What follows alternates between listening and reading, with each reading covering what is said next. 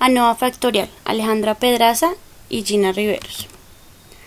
Diseño factorial. El diseño factorial es una estrategia que se utiliza cuando se estudia dos o más variables independientes en un solo experimento. Este diseño factorial nos permite estudiar efectos directos o los efectos entre las variables. Tipos de diseño factorial.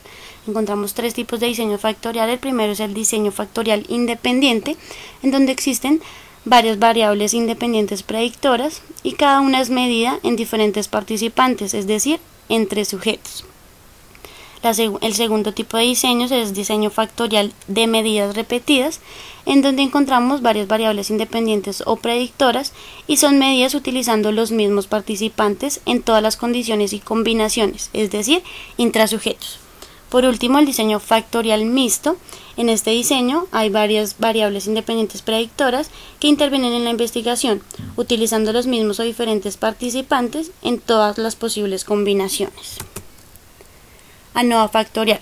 El ANOVA factorial es un método que sirve para comparar dos o más medias en dos o más grupos.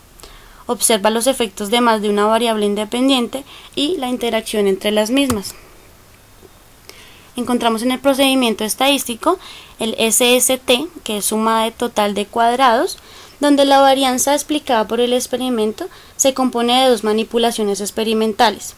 Se calcula como mucha variabilidad existente entre las puntuaciones cuando ignoramos la condición experimental de que procede. Para saber dentro de los datos la cantidad total de la variación, se calcula la diferencia entre cada punto de los datos observados y la media.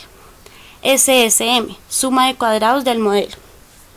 Debemos calcular primero su valor, sabiendo que se tiene n número de unidades de varianza que se explicaron en los primeros pasos para calcular cuando esa variación se explica por nuestra manipulación experimental, ignorando cuál de las dos variables independientes es la responsable. La suma de cuadrados es entonces una subdivisión en tres componentes. La varianza explicada por la primera variable independiente, SSA, la varianza explicada por la segunda variable independiente, SSB, y la varianza explicada por la interacción de estas variables, SSA por B. Encontramos también efectos de las variables. En el efecto de la variable principal, encontramos que se compone en la media de un grupo en contra de la media de otro grupo, independientemente al grupo al que pertenezcan en la investigación. En el caso del efecto de la segunda variable, se compara la media de la primera variable con la segunda media de la variable independiente, con la tendencia de que los resultados de los puntajes entre variables sean por aparte. Por último, el efecto de interacción. Sabemos ya que el MSE tiene tres componentes, siendo SSA, SSB y SSA por B, donde podemos calcular la interacción mediante una resta. La ANOVA de dos vías debe tener grupos independientes. La variable dependiente debe estar en un nivel de medida de intervalo, la distribución de los valores debe ser normal y debe haber presencia de la homocedasticidad. Vamos a hacer entonces un ejemplo donde tenemos como pregunta de investigación cómo influye la presencia de un distractor auditivo y la presentación de una serie de dígitos en la memoria a corto plazo. Hipótesis nula. No existe influencia entre la presencia de un distractor auditivo y la presentación de una serie de dígitos en la memoria a corto plazo. Encontramos las variables. En la variable dependiente, memoria a corto plazo, y en el caso de las variables independientes, el distractor auditivo en presencia y ausencia, y la serial de dígitos secuencial y no secuencial. Ahora entonces vamos al SPSS Statistic y vemos en esta pantalla entonces la vista de los datos. Entramos por vista de variables, encontramos las tres variables ya nombradas, cada una. Todas son numéricas, decimales, y acá en los valores podemos encontrar que para la memoria a corto plazo, por ejemplo, encontramos 5 valores: 1 muy baja, 2 baja, 3 regular, 4 buena y 5 muy buena. En el caso de la serial de dígitos, encontramos 1 secuencial y 2 no secuencial.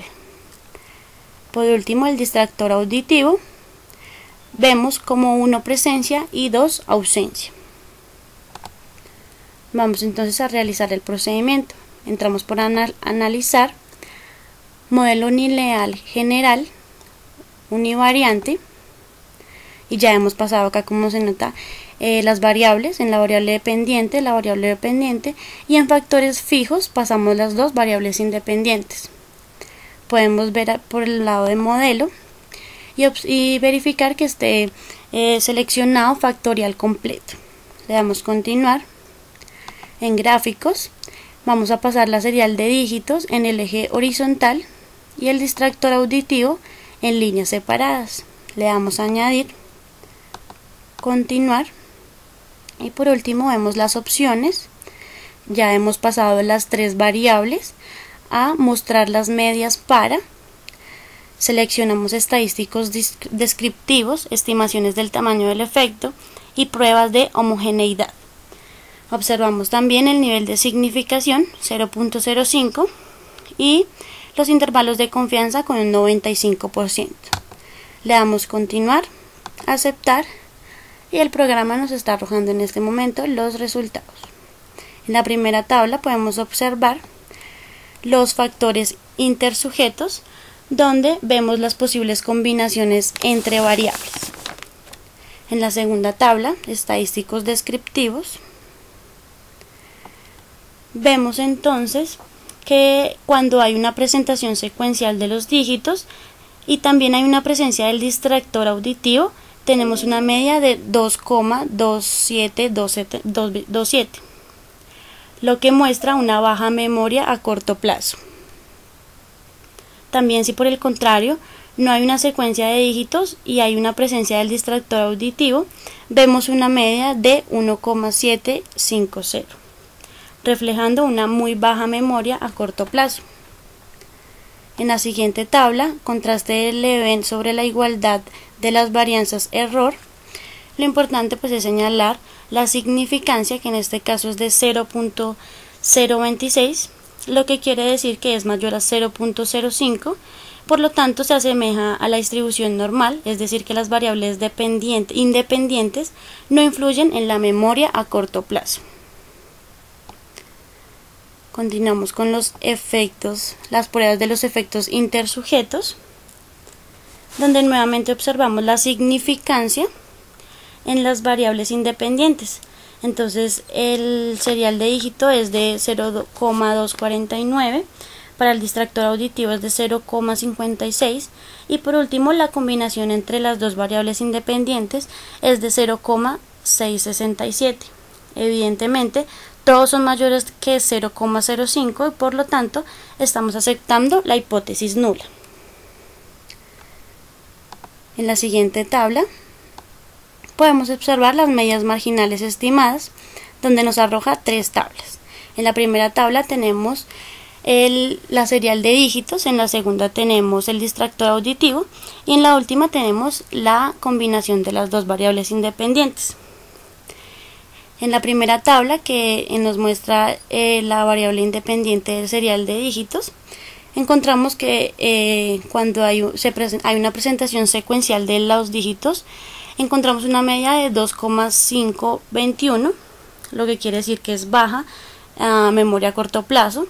En el caso de el distractor auditivo, por ejemplo, en presencia del distractor auditivo encontramos una media de 2,011, lo que también nos muestra una baja memoria a corto plazo.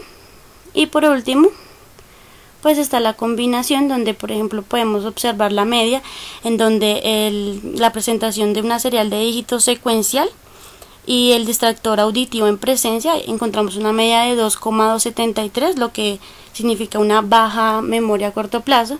Y en el caso de una presentación de serial de dígitos no secuencial y en presencia de un distractor auditivo encontramos una media de 1,750, lo que significa una muy baja memoria a corto plazo. Por último, entonces encontramos los gráficos de perfil, donde en el eje X podemos observar el distractor auditivo.